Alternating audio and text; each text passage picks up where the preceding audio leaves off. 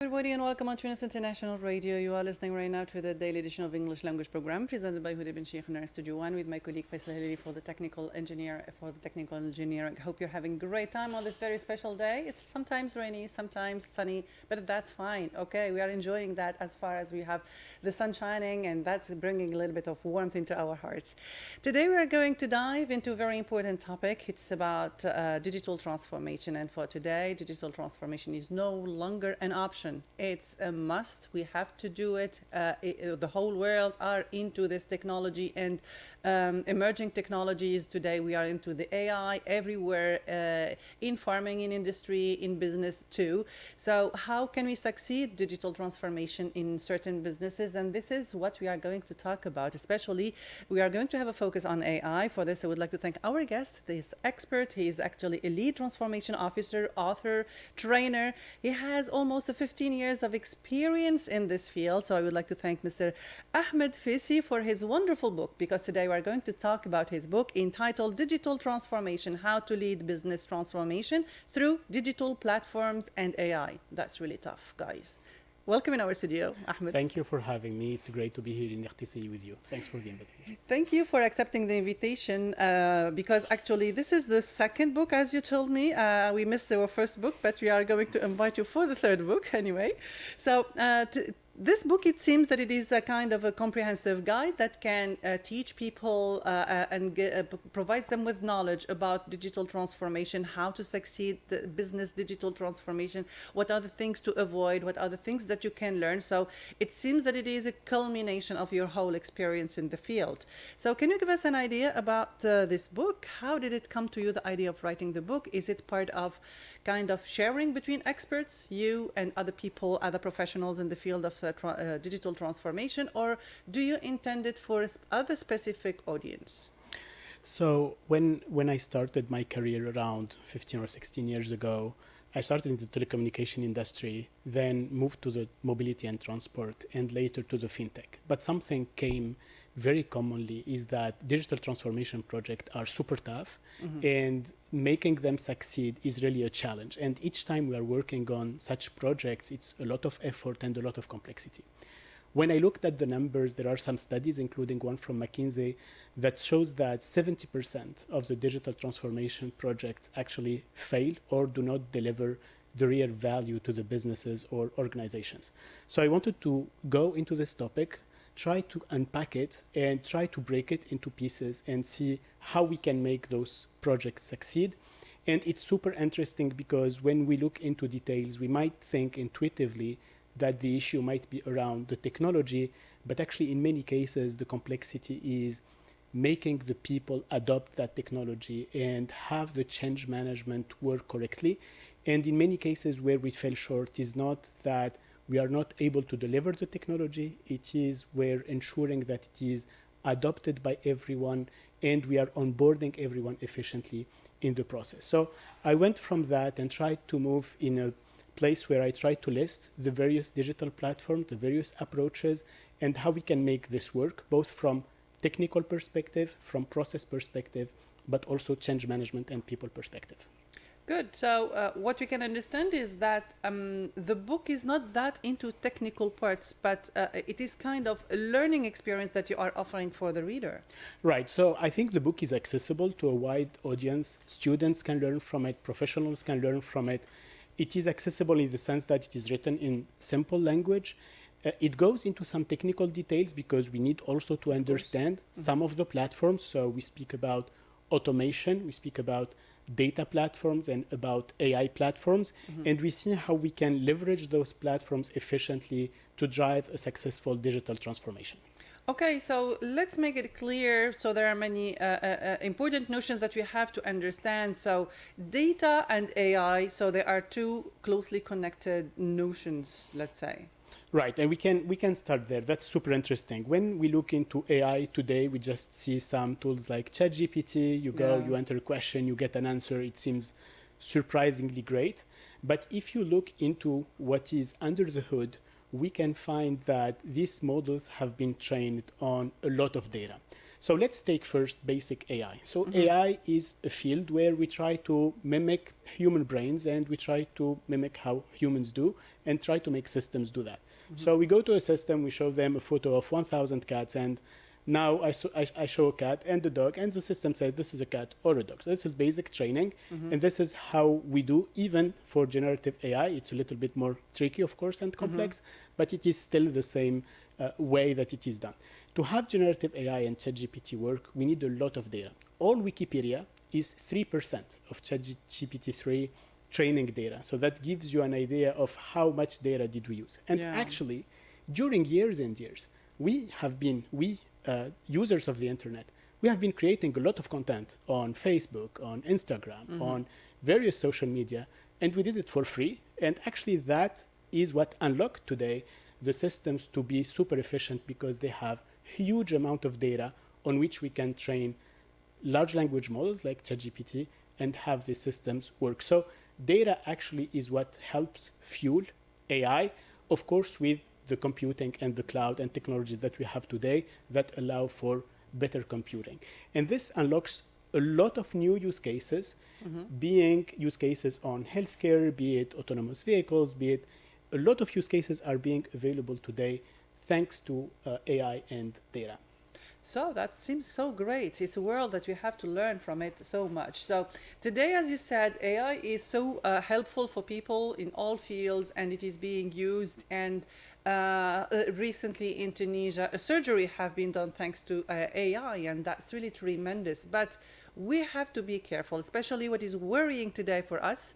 Me as a mom, we are witnessing that children, I mean, in primary, secondary school, they no longer rely on their brain. They are literally copying what is on the, giving 100% confidence in this technology, so that they are not doing any effort and they are just doing copying. So there is no way, no possibility for creativity or innovation for them. Right. I want to pause before that and come back to the healthcare point, because it's super important, because it's important to see that today AI is delivering value in certain areas, and healthcare is a great way to see how this is transforming the sector.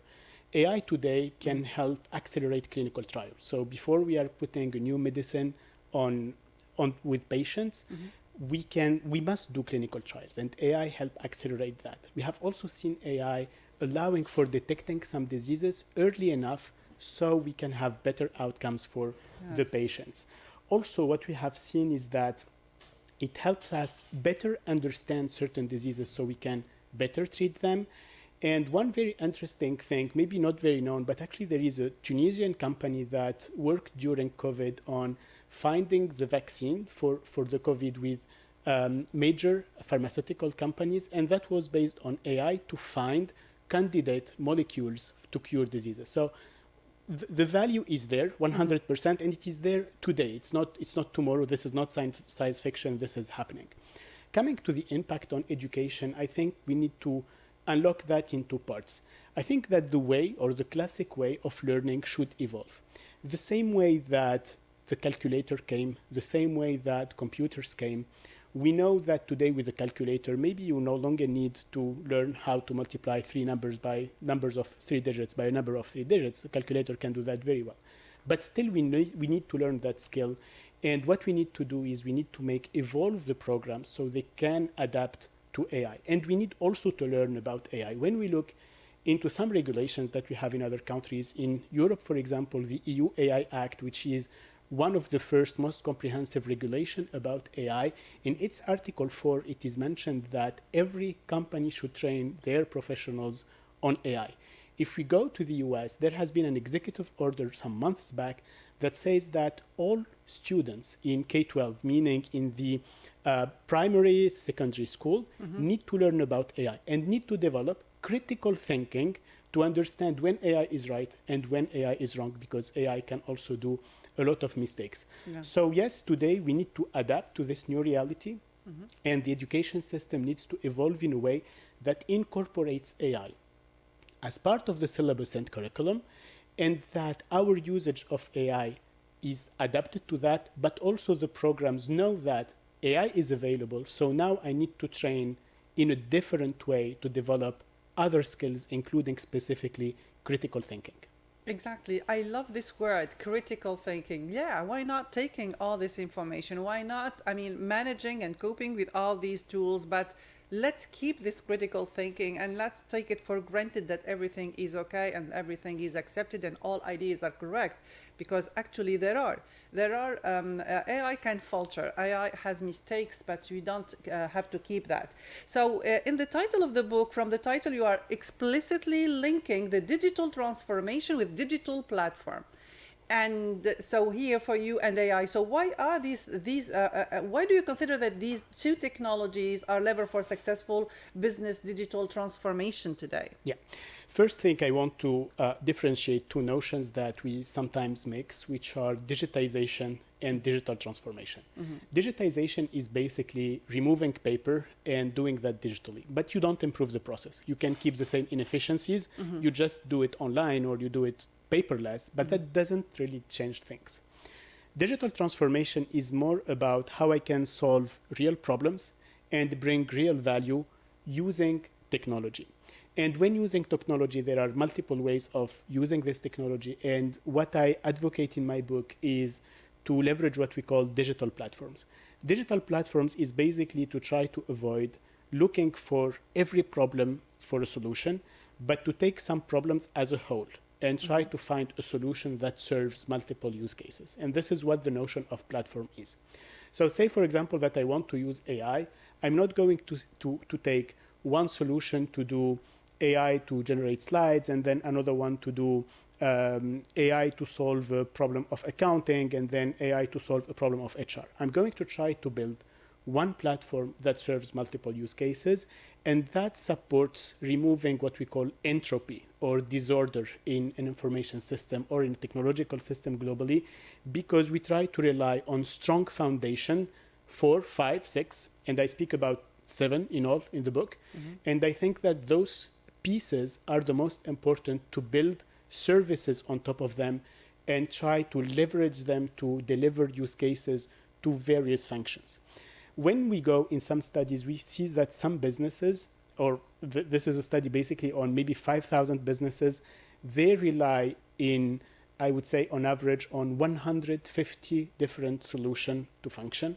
And I think that's too much because you need to integrate them. It creates what we call the spaghetti bowl in terms of integration, because I need to integrate in every possible way and it's not working well. Mm-hmm. And what I am sharing in the book is that we should be rather leveraging strong foundation with digital platforms. A digital platform can be a platform for automation, can be a platform around data, can be a platform with AI. And this basic technology allows me to build services on top to address multiple use cases and have centralized governance. And what I need to do, instead of trying to have people learn 100 solutions, I only need people to learn 3 or 4 and leverage them. And that drives better adoption for better outcomes for businesses and organizations. Good. So that's probably arousing my curiosity concerning digital transformation. Is it linked to a little bit culture, countries, or organizational aspect or views in order to succeed? I mean, here, if we are going to adopt in a company to a kind of a digital transformation in a country like in Tunisia, is it the same process or approach that they are going to approach it in a European country or in a Japanese country or a Chinese? Very, very interesting question, and it's nice that you mentioned Japan. So we have in our culture, I would say, a common urban legend that Japan is one of the most advanced countries in digital transformation, and this is actually not true. So when you look in Japan, it is one of the most paper-heavy countries and one of the countries that still rely a lot on fax. I don't know if you recall the fax.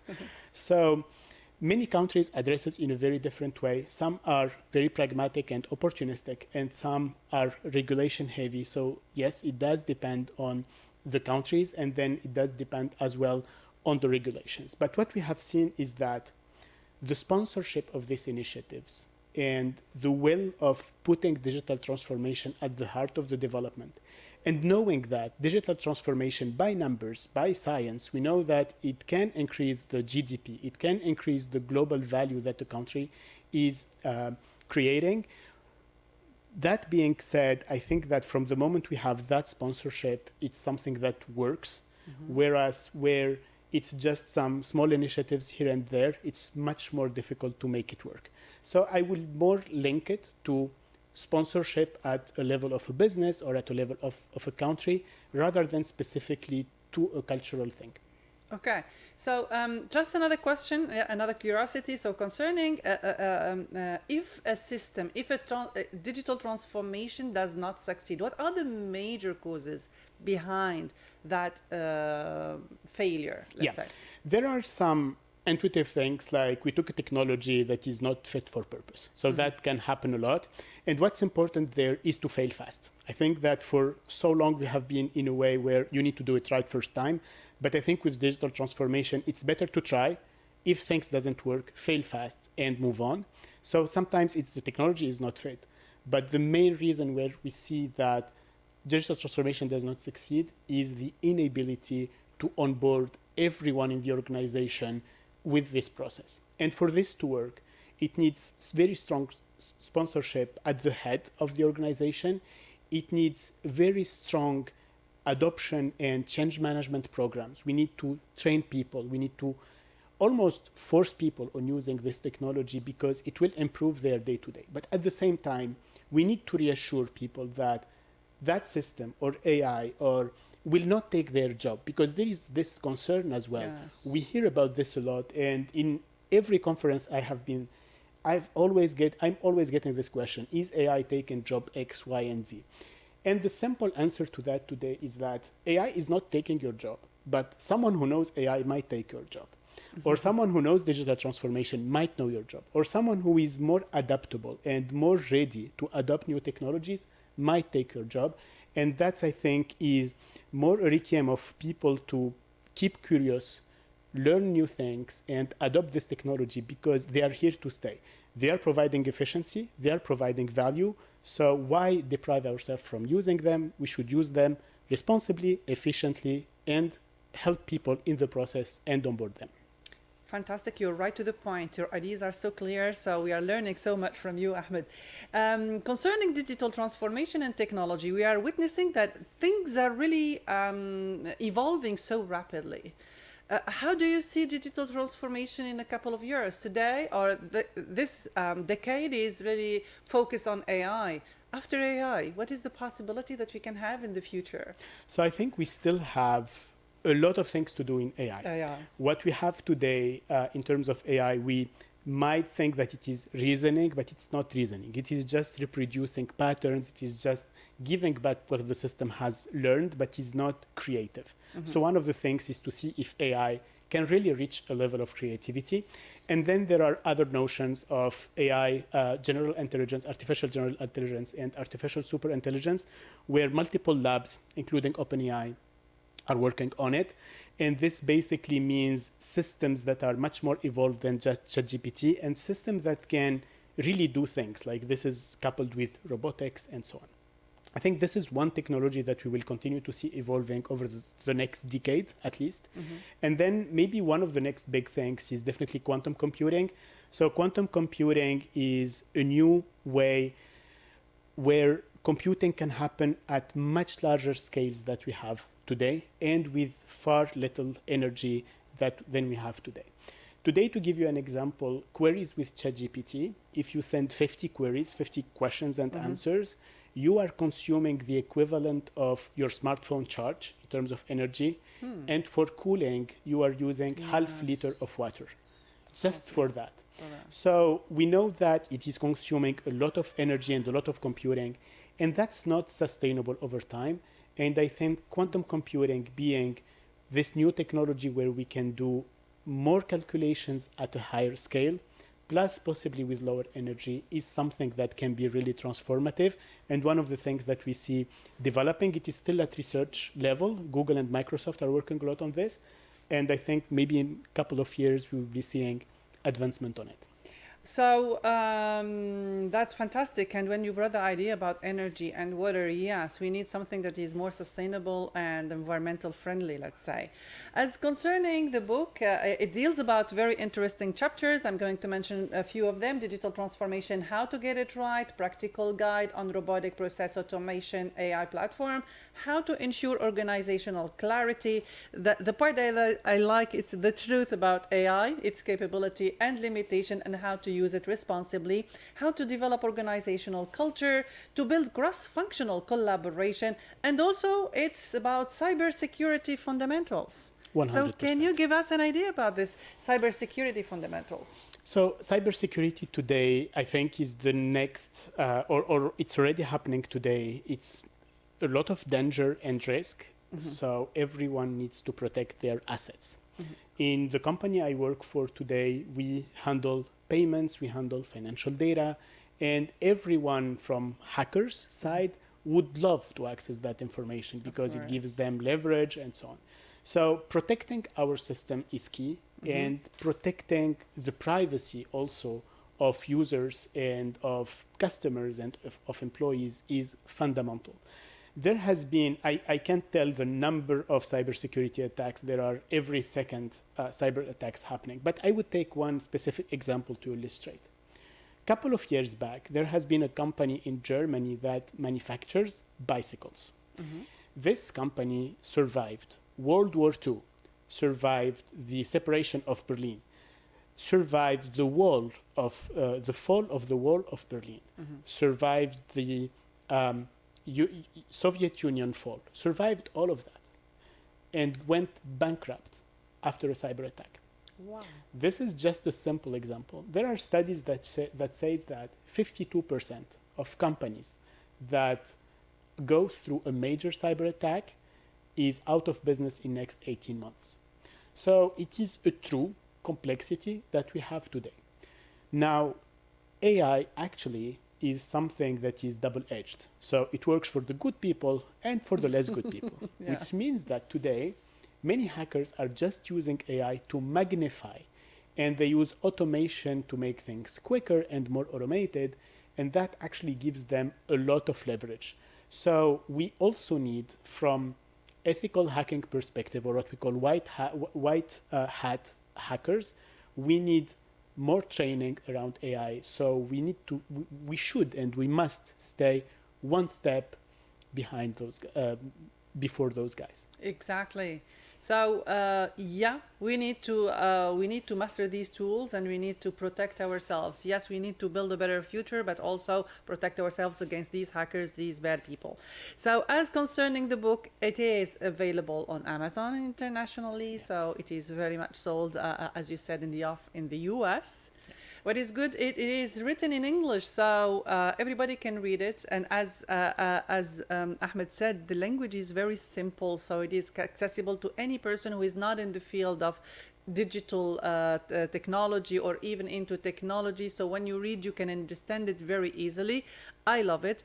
Ahmed is here for a couple of days, it seems, because you have today a session, a dedicating session that's going to be in one of the areas of the lake. Right. So for more details, probably you can check on him on his social network. Here, also available in Kitab, I've seen that. Yes. So for all those who want to buy the book, it is available. So what's next for Ahmed Fessi, this digital transformation expert, this trainer also? What's next? What I'm enjoying today is supporting the learning path via books, via things that I share on social media, my newsletter, some trainings as well. And what is the most important part is that I want to continue learning. So I continue learn on my job, on AI, and for me, I'll stop there. You'll stop there. Yes, he is sharing the knowledge, he is sharing the information. That's what is really fantastic. Before ending, I really want a special message from you to the students who are using AI. Are there any platforms or AI, let's say, technology that they can use most? We know that today ChatGPT is out of date.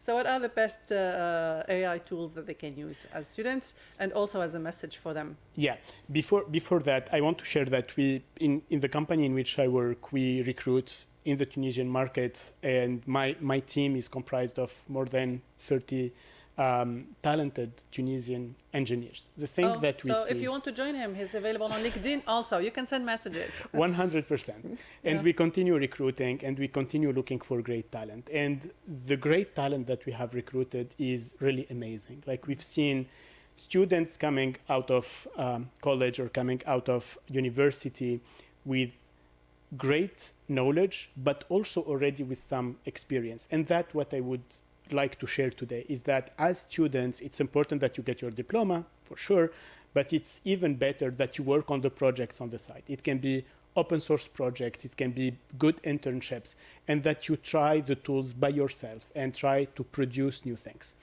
On the things where I think people should learn, students in IT and engineering, I think technologies like RAG, technologies like building vector databases from which we can consume AI systems, embeddings, and so on.